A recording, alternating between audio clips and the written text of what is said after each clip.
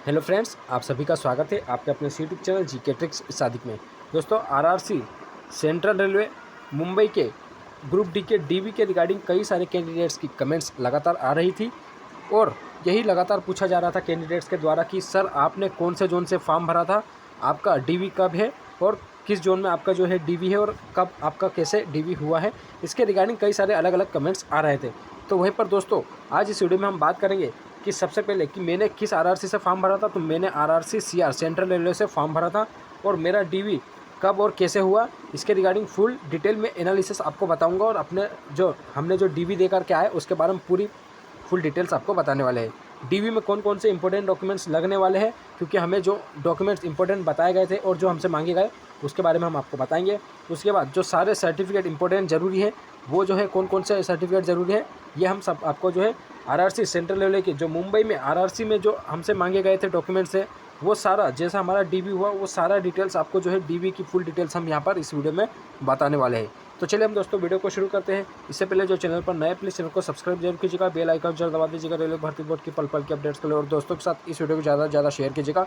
बहुत ही important video है, इसलिए वीडियो को प्लीज़ दोस्तों आखिर तक जरूर देखिएगा। तो चलिए दोस्तों वीडियो को शुरू करते हैं।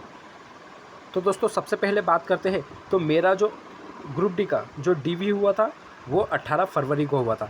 कब हुआ था? 18 फरवरी को। 18 फरवरी को हमें जो है रिपोर्टिंग टाइम बताया गया था कि आप जो है लगभग 8:30 से 9:30 के बीच में यहाँ पर आरआरसी के ऑफिस में यहाँ पर आपको आ जाना है। अब उसी के बाद अगर बात करें तो आपको जो है एक वर्कशॉप टाइप, देखिए अगर बात करें तो आपको जो है सीएसटी या फिर दादर से आप अगर जा रहे हो तो आपको सेंडहर्स्ट रोड का जो है आपको टिकट ले लेना है।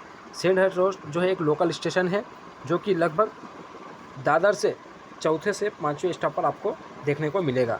अब देखिए सेंडहर्स्ट रोड पे जैसे आप उतरोगे तो आपको वहाँ किसी से भी रेलवे एम्प्लॉय से पूछ लीजिएगा कि यहाँ पर आरआरसी ऑफिस कहाँ पर है। स्टेशन से ही सामने आप अगर लेफ्ट हैंड साइड पर देखोगे तो आपको पिंक कलर की एक बिल्डिंग दिखाई देगी, वही आरआरसी का बिल्डिंग है। अब देखिए दोस्तों, जैसे आप जो है सेंडहर्स्ट रोड से आरआरसी बिल्डिंग की तरफ जाओगे तो आपको रास्ते में जैसे वर्कशॉप टाइप या फिर थोड़ी पुरानी जो है ओल्ड टाइप बिल्डिंग टाइप आपको रेलवे के क्वार्टर वगैरह दिखाई देंगे। वहाँ पर जो है आपको आरआरसी ऑफिस के पास जाकर के आपको एक लिस्ट दिखाई देगी। लिस्ट में आपको बता देता हूँ किस तरह से लगी होगी। दोस्तों कुछ इस तरह से आपको लिस्ट वहाँ पर दिखाई देगी। ऐसी लिस्ट जैसे ये हमारा जो है 18 तारीख को डीवी हुआ था, तो इस तरह से की लिस्ट आपको दिखाई देगी जिसमें आपका जो है डीवी डेट, सीरियल नंबर, ये 1 2 3 4 इस तरह से लिखी होगी। और उसके बाद जो है आपका रजिस्ट्रेशन नंबर, आपका नाम और आपकी डेट ऑफ बर्थ दी होगी और आपको कौन सा ग्रुप मिला है। क्योंकि यहाँ पर आरआरसी सेंट्रल रेलवे के अगर ऑफिस में बात करें तो 6 ग्रुप चल रहे हैं, ABCDEF, मतलब 6 ग्रुप चल रहे हैं, जिसमें से 3 ग्रुप को जो है डीवी के बाद बाइकला हॉस्पिटल मेडिकल के लिए अलॉट किया जाता है और 3 ग्रुप को जो है कल्याण का हॉस्पिटल अलॉट किया जाता है। तो आप जो है अपना ग्रुप यहाँ पर देख लीजिएगा कि आपका कौन सा ABCDEF में से कौन सा ग्रुप है आपका। अब दोस्तों जिस भी ग्रुप में आपको अलॉट किया जाएगा तो वहाँ पर जो है आपको फिर अंदर जाकर के आपको आरआरसी ऑफिस में आपको फाइल दी जाएगी। जैसे डी ग्रुप में हमें अलॉट किया गया था तो डी ग्रुप वाले सेक्शन पे हम जब गए थे तो टेबल के सामने हमें ये फाइल अलॉट की गई थी। आप देख सकते हैं ये सेंट्रल रेलवे भर्ती सेल, रेलवे रिक्रूटमेंट सेल, और ये सारा जो है CNRRC 09/2019 लेवल 1 पोस्ट के लिए दिया गया था। अब यहाँ पर जो है आपका फाइल नंबर दिया होगा, आप देख सकते हैं। इसको मैं थोड़ा जूम कर देता हूँ। यहाँ पर फाइल नंबर रहेगा, आपका रजिस्ट्रेशन नंबर होगा, रोल नंबर वगैरह आपको दिया होगा।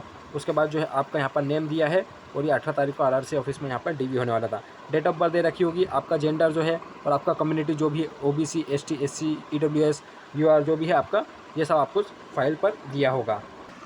अब दोस्तों फाइल के अंदर आपको जो है कुछ इस प्रकार से फॉर्म अलॉट किए जाएंगे जिसमें आपका फाइल नंबर आपको भरना होगा, रजिस्ट्रेशन नंबर भरना होगा, आपका डीवी डेट कब का है वो भरना होगा। उसके बाद आपको अपनी डेट ऑफ बर्थ डालनी होगी, आपका नाम, आपके फादर का नाम और जो है आपकी कम्युनिटी जो है वो OBC या ST SC UR जो भी आपकी वो डालना होगा। आपको जो भी ब्लॉक अलॉट किया गया जैसे ABCDEF 6 ब्लॉक में से जो भी आपको अलॉट किया गया वो आपको यहाँ पर ब्लॉक में भरना होगा। जैसे हमें D था तो हमने यहाँ पर D को भर लिया था।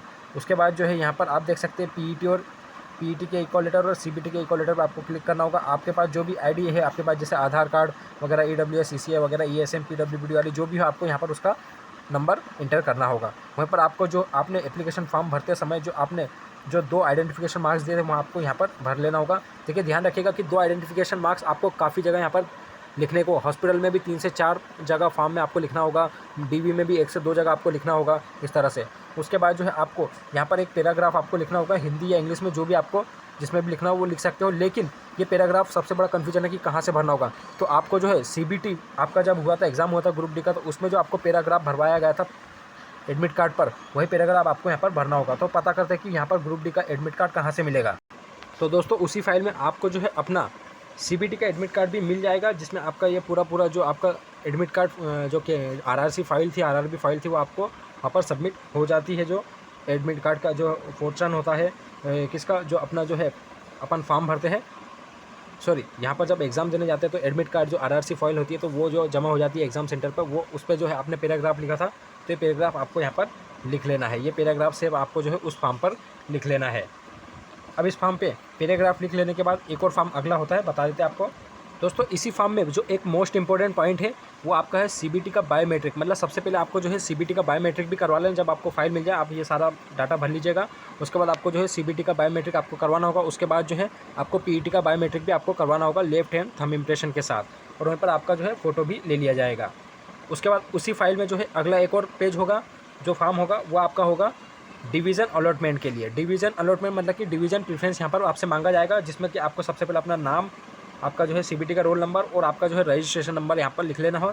उसके बाद आपको जो है ये डिवीज़न्स 5 डिवीज़न जो है सेंट्रल रेलवे में है, तो यहाँ पर आप डिवीज़न देख सकते हैं। पहला मुंबई है, दूसरा पुणे है, तीसरा सोलापुर, चौथा भुसावल और पाँचवा नागपुर। तो इस तरह से अपना प्रेफरेंस, जैसे कोई कैंडिडेट्स अगर पुणे को फर्स्ट प्रेफरेंस देना चाहता है तो उस पर 1 नंबर लिख लीजिएगा, और सोलापुर को दूसरे नंबर पर रखना चाहता है 2 नंबर भर लीजिएगा। तो इस तरह से जैसे हमने यहाँ पर भुसावल को पहला प्रेफरेंस दिया तो 1 नंबर लिख दिया है, उसके बाद नागपुर को सेकंड प्रेफरेंस दिया गया है, तीसरा हमने मुंबई को दिया है, चौथा पुणे को दिया और पाँचवा जो है सोलापुर को दिया। इस तरह से आप अपना जो है प्रेफरेंस भर लीजिएगा। उसके बाद आपको जो है अपना CBT जो है अपना हिंदी में यहाँ पर सिग्नेचर करना होगा, और वहीं पर उसके बाद जो है आपका यहाँ पर इंग्लिश में, इस ब्लॉक में आपको इंग्लिश में सिग्नेचर करना होगा। अब दोस्तों उसी के बाद आपको जो है मेडिकल मेमो के लिए यहाँ पर देखिए एक मेडिकल फ़ी लेटर दिया जाएगा। मतलब कि ये वो लेटर है जिसमें आपको 2 पार्ट कर दिए जाते हैं। ये देखिए यहाँ से बीच में से इसे कटिंग कर लिया जाता है। ऊपर अपर का जो पोर्शन होता है वो RRC अपनी फाइल में रख लेता है, और नीचे का जो पोर्शन होता है वो आपको कट करके दे दिया जाता है, और बोला जाता है कि आप जो है 24 रुपये दे करके टिकट ले आइए। टिकट ले आइए का मतलब कि आपको सेंट हर्स्ट रोड पर जाइएगा, और सेंट हर्स्ट रोड पर जाने के बाद आपको जो है अपना 24 रुपये दे करके मेडिकल मेमो के लिए 24 रुपये की फ़ी जमा करके आपको जो है टिकट ले आइएगा, जिस पे आपका जो है आपका नाम भी लिखा होगा टिकट पर। तो 24 रुपये का आप टिकट ले आइएगा। और इसी तरह से अदर RRC के जितने भी कैंडिडेट्स हैं वो भी, और जो है अलग अलग डिवीज़न वाले कैंडिडेट्स भी इस तरह से अपना जो है मेडिकल मेमो के लिए 24 रुपये फ़ीस पे करने के बाद यहाँ पर जो है अपना टिकट लेके आ सकते हैं। तो यहाँ पर जो है इस प्रकार से आप देख सकते हैं, यहाँ पर आपको दे रखा है कि जो मेडिकल फ़ी होगी वो 24 रुपये की होगी, और ये 18 तारीख को DV हुआ था। कैंडिडेट का नाम होगा, रोल रजिस्ट्रेशन नंबर और उसका रोल नंबर, और जो है DV की डेट लिखी होगी। अब उसके बाद ये फाइल कॉपी लिखा, मतलब ये फाइल में ही ये कॉपी लग जाएगी, नीचे ऊपर का पोर्शन, और नीचे का जो है आपको रेलवे स्टेशन पर जाकर के जमा होगा 24 रुपये देने के बाद। यहाँ पर कैंडिडेट का नाम भी लिखा होगा, उसका रोल नंबर लिखा होगा, और उसको जो है 24 रुपीज़ का जो है पे करना होगा, और जो है अपना टिकट ले लेना होगा मेडिकल मेमो के लिए। जो टिकट आएगा वो आप जो है फाइल में जो है वहाँ पर जो भी अधिकारी है उनको दे दीजिएगा, तो फाइल में उनको ऐड कर देंगे, फाइल में लगा दिया जाएगा। अब दोस्तों उसी के बाद सबसे मोस्ट इंपॉर्टेंट क्वेश्चन ये था दोस्तों कि यहाँ पर हमें कैसे पता चलेगा कि हमें जो है अगर CR central railway Mumbai RRC के ऑफिस में अगर आपको जो है DV हुआ है तो आपको कौन सा हॉस्पिटल मिलेगा। तो देखिए दोस्तों, जब आपको जो फाइल आपको मिलती है उसमें 4 से 5 आपको फॉर्म लगे रहते हैं, जिसमें आपको भर के देना होता है। उसी में एक फॉर्म होता है मेडिकल मेमो। आप देख सकते हैं यहाँ पर जो है मेडिकल मेमो का एक फॉर्म होता है, जिसे हम बोल सकते हैं कि डॉक्टरी परीक्षा, मतलब आपकी जो है मेडिकल एग्जामिनेशन होती है, जो एमई होती है उसके रिगार्डिंग। तो यहाँ पर आप जब देखोगे तो इधर आपको साइड में ही पूरी फाइल में जो पेज दिखता है उसमें आपको दिख जाएगा प्रति 2 CMS कल्याण। मतलब हमने देखकर ही इसे पहचान लिया था कि हमें जो है कल्याण का हॉस्पिटल मिला है। तो यहाँ पर आप जो है निश्चिंत होकर के, बेफिक्र होकर के आप जो है अपना कोई भी RRC के कैंडिडेट्स हो या फिर CR के जो नागपुर और भुसावल और पुणे डिवीज़न, या फिर अदर जो है आप जो है सोलापुर डिवीज़न में अगर CR वाले कैंडिडेट्स अगर मेडिकल देने जाते हैं, DV देने जाते हैं, तो उनको ये फाइल मिलती है। तो ये फॉर्म में आप देख सकते हैं डायरेक्ट यहाँ पर आप जो है देख सकते हैं कि आपको जो है अपना मेडिकल एग्जामिनेशन का जो हॉस्पिटल अलॉट होगा वो उसका नाम आप देख सकते हो कि आपको कौन सा हॉस्पिटल अलॉट किया गया है। तो जैसे हमें यहाँ पर बाईकला किसी कैंडिडेट्स को यहाँ पर बाईकला दिया गया था, तो यहाँ पर जो है प्रति 2 मतलब यहाँ पर जो है बाईकला लिखा था, लेकिन हमें जो है हमने हमारे फॉर्म पर देखा तो हमें कल्याण का हॉस्पिटल अलॉट किया गया था। तो यहाँ पर आप सिंपली देख सकते हैं। इसके बाद जो ये आधा पोर्शन होता है वो जो है RRC अपने ऑफिस में जमा कर लेती है, और ये जो आधा पोर्शन होता है ये जो निकाल करके आपको जो है मेडिकल मेमो के साथ जो है हॉस्पिटल में जाने के लिए दे दिया जाता है। तो इसी प्रकार से जो है कैंडिडेट्स के यहाँ पर नाम भी होता है और उनके पिताजी का नाम होता है, रोल नंबर वगैरह सब कुछ दिया गया होता है, उनकी डेट ऑफ बर्थ भी यहाँ पर दी गई होती है। अब देखिए दोस्तों, उसी के बाद बात करें तो 2 फोटो आपको लगानी होती है। एक आरआरसी की फाइल में लग जाता है, वहीं पर एक जो है आपको मेडिकल एग्जामिनेशन की जो हॉस्पिटल आपको अलर्ट किया जाता है वहाँ पर जाने के लिए आपको अलर्ट किया जाता है, वहाँ पर चिपकाया जाता है। अब दोस्तों उसके बाद जो छात्रों को सबसे बड़ा इंतज़ार होता है वो होता है मेडिकल मेमो का। तो शाम में हमें लगभग 3 से साढ़े 3 बजे से यहाँ पर जो है मेडिकल मेमो बांटने स्टार्ट कर दिए गए थे। तो लगभग हमें जो मेडिकल मेमो मिला था वो लगभग 5:30 से 6 बजे के बीच में यहाँ पर हमको मेडिकल मेमो हमें मिल चुका था। तो मेडिकल मेमो देखिए यहाँ पर CMS कल्याण लिखा है, ये इस तरह से जो है लिफाफे में आपको जो है पैक करके दे दिया जाता है और बोला जाता है कि इस इन्वेलप को जो है आपको खोलना नहीं है, क्योंकि इसे जो है आपको हॉस्पिटल में ही खोल के दिया जाता है। उसके अंदर सारा जो डाटा रहता है, जो फाइल का जो पेज रहता है, पोर्शन होता है, वो इसमें लगाया जाता है मेडिकल मेमो के अंतर्गत। तो यहाँ पर जो है इन्वेलप में आपको फीड करके दे दिया जाता है और बोला जाता है कि इसे हॉस्पिटल में जाकर ही खोलना है। तो आपका जो है जैसे यहाँ पर हमें कल्याण हॉस्पिटल मिला था तो हमें कल्याण हॉस्पिटल में जाना था। तो ये मेडिकल मेमो इस प्रकार से आपका होता है। अब दोस्तों उसी के बाद जो सबसे मोस्ट इंपॉर्टेंट क्वेश्चन था कि कौन कौन से डॉक्यूमेंट्स हमें लेकर के जाना होगा। तो देखिए जितने भी डॉक्यूमेंट्स आपको बताया जा रहा है उनकी जो है आपको 2-2 फोटोकॉपी सेट लेकर के जाना होगा। हो सके तो आप 3 से 4 फोटोकॉपी सेट लेकर के जाइए, हो सकता है कि आपको जो है एक आध एक्स्ट्रा फोटोकॉपी सेट भी मांग लिया जाए। तो देखिए दोस्तों यहाँ पर जो है आरआरसी में जो वेरिफिकेशन के लिए, डॉक्यूमेंट वेरिफिकेशन के लिए जो स्लिप लगाई गई थी वो कुछ इस प्रकार से है, जिसमें आपको जो है सीक्वेंस वाइज कैसे आपको जो है डॉक्यूमेंट्स देना है। तो सबसे पहले आपको एप्लीकेशन फॉर्म जमा करना होगा। तो 2 फोटोकॉपी उसके साथ 2-2 सेट बनेंगे, मतलब एक सेट इधर बन जाएगा रेलवे की फाइल में लगाने के लिए और दूसरा जो है वो भी रेलवे की फाइल में लगाने के लिए, लेकिन जो है उसका कुछ अलग यूज़ होगा। तो देख लीजिए, सबसे पहले आपको जो है एप्लीकेशन फॉर्म लगाना होगा। उसके बाद आपको जो है CBT का कॉल लेटर लगाना होगा, इसकी भी 2 फोटोकॉपी सेट लेकर के जाना होगा। PET का कॉल लेटर भी आपको लेकर के जाना हो, 2 फोटोकॉपी उसकी। और देखिए दोस्तों उसी के बाद बात करें तो आपको आपका जो ग्रुप डी का फॉर्म भरा था वो 10th लेवल पर था, इसलिए आपको 10th की मार्कशीट लेकर के जाना होगा। और अगर 10th की सर्टिफिकेट हो तो आपको वो भी लेकर के जा सकते हैं। अब उसके बाद बात करते हैं तो आपके पास 12th है। हायर एजुकेशन में अगर आपने 12th इंजीनियरिंग या फिर कोई भी डिग्री या डिप्लोमा लगाया तो आपको वो भी उसका भी सर्टिफिकेट वगैरह, डिग्री की मार्कशीट वगैरह आपको देना होगा। और यहाँ पर बात करें तो 12th आपको लगाइएगा। अगर आपने 12th नहीं की है, मान लीजिए कि आपने 12th की जगह आपने डिप्लोमा किया है, क्या किया है, डिप्लोमा पॉलीटेक्निक किया है 10th के बाद, उसके बाद आपने इंजीनियरिंग करी और आपने इंजीनियरिंग फाइल में फॉर्म में जो है शो कर दिया है, तो आपको जो है डिप्लोमा सर्टिफिकेट उसके बाद जो है डिग्री आपको बतानी होगी। और आपके पास 12th ना भी हुआ तो फिर चल जाएगा, क्योंकि आपके पास ऑलरेडी डिप्लोमा है। उसके बाद आपको OBC का नॉन क्रीमी लेयर का आपको सर्टिफिकेट देना होगा। देखिए यहाँ पर मुझसे 2 सर्टिफिकेट मांगे गए थे, एक तो जो रेलवे वाला फॉर्मेट था वो भी आपको लगाना होगा, वो मांगे गए थे। उसके बाद प्लस में एक और एक्स्ट्रा, मतलब कि आपका जो OBC का सेंट्रल के फॉर्मेट में जो सर्टिफिकेट होता है कास्ट का, वो आपको लगाना होगा। मतलब कि कुछ जो डेस्क थी वो जो है सिर्फ रेलवे के फॉर्मेट में काम चला रही थी, लेकिन वहीं पर कुछ डेस्क जो थी आरआरसी में वो जो है OBC के साथ साथ रेलवे के फॉर्मेट, मतलब कि दोनों ही मांग रही थी। तो आप जो है दोनों ही लेकर के जाएगा, अपना OBC का सर्टिफिकेट भी और जो है रेलवे के फॉर्मेट भी। उसके बाद अगर आप EWS से आपने फॉर्म भरा है तो आपको EWS का सर्टिफिकेट आपका पास होना ज़रूरी है, जो कि आपका EWS रेलवे के फॉर्मेट पे आपको बना होगा। और अगर ऑनलाइन अगर बनता है तो रेलवे के फॉर्मेट में तो बनना ऐसा वाकिफ़ नहीं होगा, इसलिए जो है आप जो है ऑनलाइन भी बना हुआ हो वो भी आप लेकर के जा सकते हैं। उसके बाद आपको आधार कार्ड लेकर के जाना होगा। अगर आपने EBC से फॉर्म भरा, मतलब आपकी अगर फॉर्म भरते टाइम आपने बताया कि हमारी इनकम जो है फैमिली इनकम है वो 50,000 से कम है साल भर की, तो आपके लिए उसका EBC सर्टिफिकेट लेकर के जाना होगा। EBC सर्टिफिकेट अगर नहीं है तो आपको जो है आपका 2018-19 के टाइम जो आपने फॉर्म भरा था, जब आपका जो आय प्रमाण पत्र इनकम सर्टिफिकेट था वो आपको वहाँ पर बताना होगा। वहाँ पर आपको उसके 2 फोटोकॉपी सेट और एक ओरिजिनल लेकर के जाना होगा। उसके बाद आपको आधार कार्ड भी लेकर के जाना होगा, इसकी 2 फोटोकॉपी सेट लेकर के जाना होगा। यदि आपने माइनॉरिटी से फॉर्म भरा है तो आप जो है माइनॉरिटी सर्टिफिकेट भी स्टाम्प पर, नॉन जुडिशियल स्टाम्प पेपर पर आपको बनवा करके लेकर के जाना होगा। मुझसे जो है बाद में मांगा गया था, क्योंकि मेरा नाम है मोहम्मद सादिक, तो मुझसे जो है बाद में मांगा गया था कि आपका माइनॉरिटी सर्टिफिकेट भी आप दे दीजिए, तो हमने बाद में इनको प्रोवाइड कर दिया था वहीं की वहीं।